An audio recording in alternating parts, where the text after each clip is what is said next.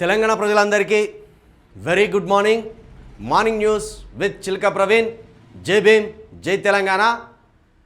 మొత్తానికి ఒక 50 రోజుల పాటు ఈ కాంగ్రెస్ సర్కార్ దుర్మార్గంగా తీన్మార్ మల్లిగాన్ తోటి చిల్క ప్రవీణ్ మీద 3 నాన్ బెయిలబుల్ కేసులు పెట్టి జైల్లో వేయాలని కుట్రపూరితంగా ఒక ఆలోచన చేసింది.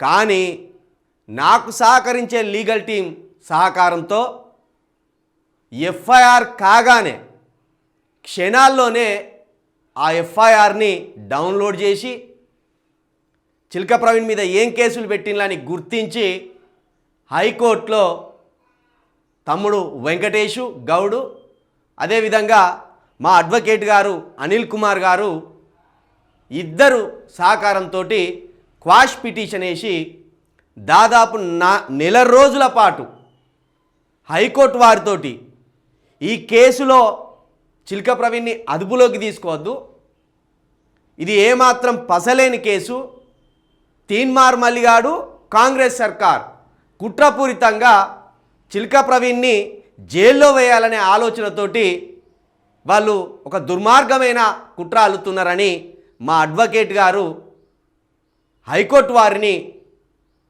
వారితో ఓ పిటిషన్ క్వాష్ పిటిషన్ వేసి కొట్లాడి ఫైనల్గా 4 రోజుల క్రితం ఒక కాపీ ఆర్డర్ని ఇష్యూ చేయడం జరిగింది.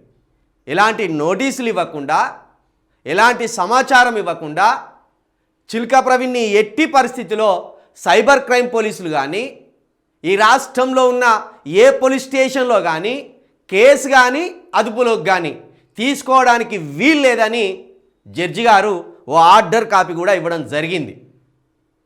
తీన్మార్ మల్లిగా ఇక కాసుకో బిడ్డ, నెల రోజుల పాటు అంటే నువ్వు సృష్టిస్తున్న ఒక ఫేక్ మూమెంట్ ఏదైతే ఉన్నదో ఆ ఫేక్ మూమెంట్కి చిల్కా ప్రవీణ్ గొంతు ఎక్కడ నిర్వీర్యం చేస్తుందో, ఎక్కడ అడ్డు తలుగుతాడో అని ఈ నెల 3వ తారీఖు, జనవరి 3వ తారీఖు, ఈ నెల అంటే లాస్ట్ నెల 3వ తారీఖే, న్యూ ఇయర్ ఇట్లా కాగానే కేసులు పెట్టించింది 3వ తారీఖు.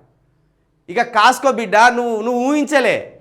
ఎఫ్ఐఆర్ అయింది, చిల్క ప్రవీణ్ చేతికి ఎట్లా వస్తుంది, అడ్వకేట్లు ఎట్లా తెలుస్తుంది, చిల్క ప్రవీణ్ అడ్వకేట్లకు ఎట్లా తెలుస్తుంది, చిల్క ప్రవీణ్కి అంత యంత్రాంగం లేదు కదా అని నువ్వు అనుకుంటున్నావు కావచ్చు. నీ ఆఫీసులోనే ఉన్నారు ఇంకా నా మనుషులు, నీ ఆఫీసులోనే ఇంకా నా మనుషులు ఉన్నారు.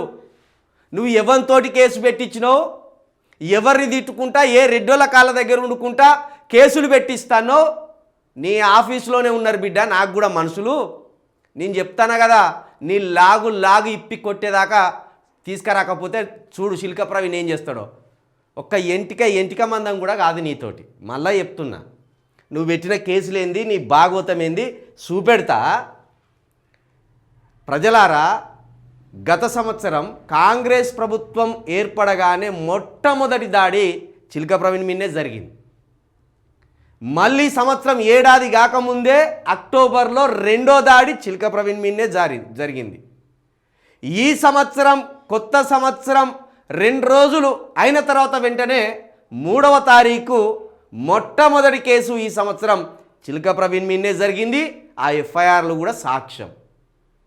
కాబట్టి మల్లిగా నీదంతా దుర్మార్గమైన ఆలోచన, నాదంతా ఒక టీవీగా, ఒక ముక్కుసూటిగా, ఒక నిబద్ధతతోటి స్ట్రేట్గా కొట్లాడే నైజం నాది. నీది ఊంచింది నాకే టైపు కాదు. కాబట్టి నీ దుర్మార్గాన్ని ఎప్పటికప్పుడు ఖండాలుగా విభజించకపోతే అడుగు.